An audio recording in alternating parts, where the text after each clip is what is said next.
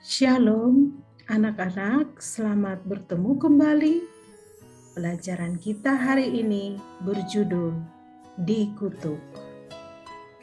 Diambil dari buku Conflict and Courage, bagian yang ke-6. Anak-anak, sebelum kita memulai, marilah kita berdoa terlebih dahulu. Bapa kami di surga, terima kasih untuk waktu yang indah ini. Kami rindu mendengarkan firman-Mu. Tolong kami dengan Roh Suci mengisi hati kami, dan kiranya firman ini dapat menguatkan dan menyegarkan jiwa kami. Dalam nama Yesus Kristus, Juru Selamat kami. Amin. Baiklah anak-anak, kita mulai pelajaran kita dengan membaca ayat inti yang terdapat dalam Kitab Kejadian pasal 3 ayat 16 dan 17. Firman Tuhan mengatakan, firman-Nya kepada perempuan itu, susah payahmu sewaktu mengandung akan kubuat sangat banyak, namun engkau akan berahi kepada suamimu, dan ia akan berkuasa atasmu. Lalu firman-Nya kepada manusia itu, maka terkutuklah tanah karena engkau. Dengan bersusah payah, engkau akan mencari rezekimu dari tanah seumur hidupmu. Mari kita ikuti bersama penjelasannya. Telah diberitahukan pada Hawa tentang kesusahan dan penderitaan yang menjadi bagiannya sejak hari itu. Sewaktu penciptaan, Allah telah menjadikannya setara dengan Adam. Sekiranya mereka tetap setia pada Allah, sesuai dengan hukum kasih-Nya yang besar, mereka akan cocok satu sama lain. Tetapi dosa telah membawa perselisihan. Sekarang, keharmonisan dan persatuan mereka hanya dapat diciptakan kalau yang satu menyerah kepada yang lain. Hawalah yang pertama kali melanggar. Dia telah jatuh ke dalam pencobaan karena memisahkan diri dari suami. Ini bertentangan dengan petunjuk ilahi.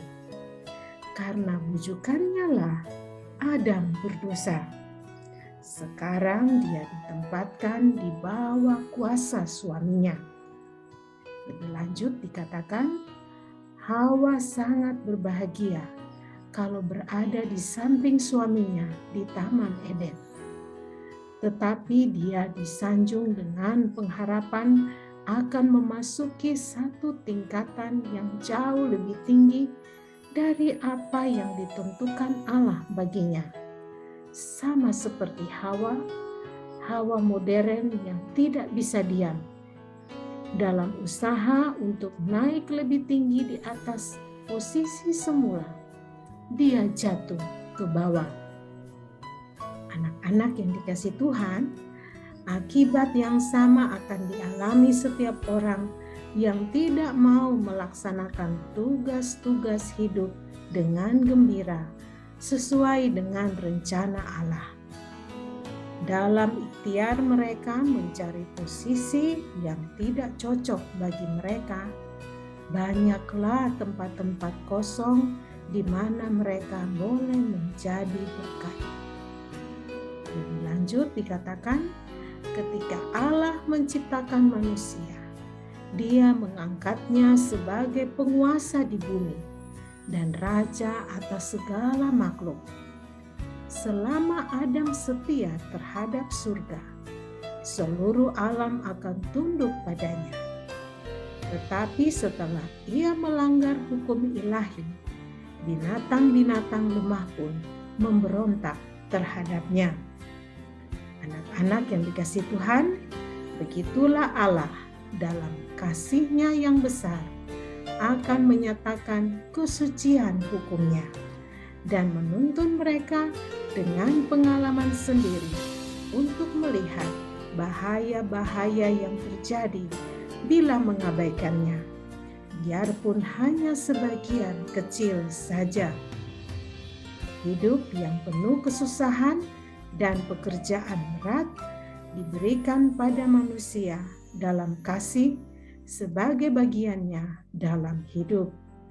Ini merupakan satu disiplin yang perlu diberikan karena dosanya untuk mengatasi pemanjaan selera dan nafsu dan untuk membangun kebiasaan mawas diri.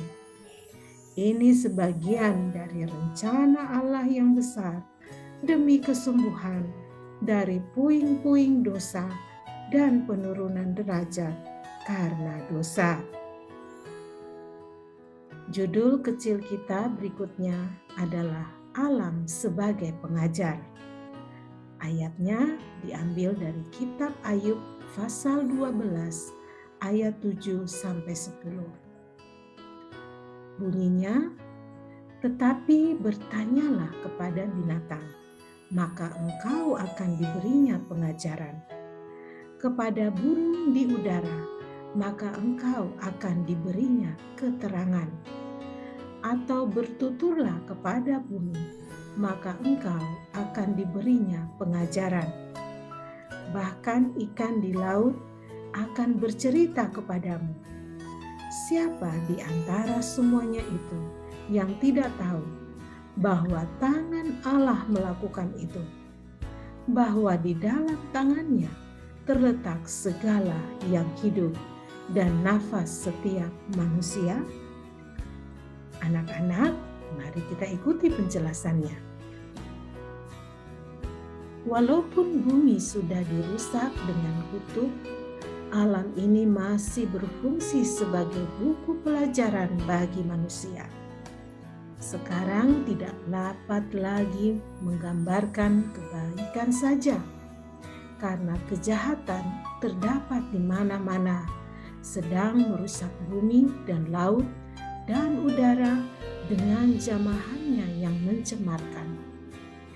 Adam dan penolongnya menyaksikan tanda-tanda kebusukan yang pertama dalam bunga yang layu dan daun-daun yang berguguran.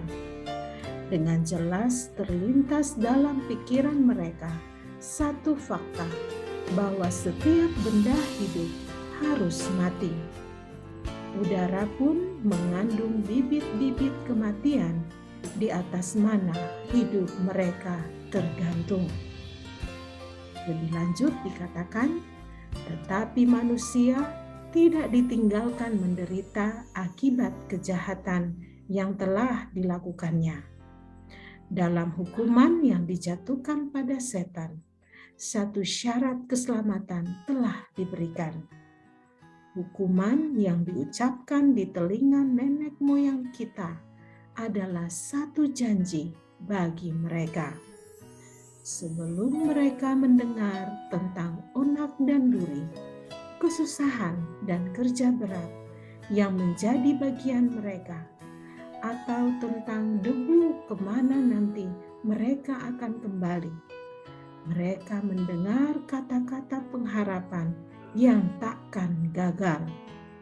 Semua yang telah hilang karena menyerah pada setan dapat diperoleh kembali melalui Kristus. Anak-anak yang dikasihi Tuhan, setelah Adam melanggar, Allah boleh memusnahkan setiap kuncup kembang dan yang sedang mekar, atau boleh juga Dia membuang keharumannya yang sangat baik untuk indera pencium. Dalam dunia yang telah dirusak dan dilanda kutuk, dalam pohon mawar hutan dan duri dan semak berduri, alang-alang kita dapat membaca hukum pencelaan. Tetapi dalam warna kembang dan keharumannya, kita dapat mempelajari bahwa Allah masih mengasihi kita dan belum seluruh belas kasih-Nya ditarik dari bumi. Kesimpulannya kita pada hari ini, ketika Adam diciptakan, dia adalah penguasa atas semua ciptaan Allah.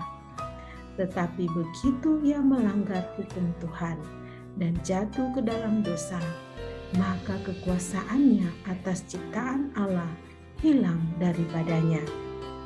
Ia berada di bawah kuasa si penipu, dan seluruh makhluk ciptaan pun tidak lagi tunduk kepadanya. Kutuk yang diucapkan Allah itu menimpa manusia dan ular, bahkan alam kejadian bumi ini pun menderita akibat kutuk dosa itu. Doa kita hari ini adalah, terima kasih ya Tuhan untuk firman-Mu hari ini. Amin. Kiranya Tuhan Yesus memberkati anak-anak dalam kesehatan dan sukacita. Sampai bertemu kembali dalam pelajaran kita selanjutnya.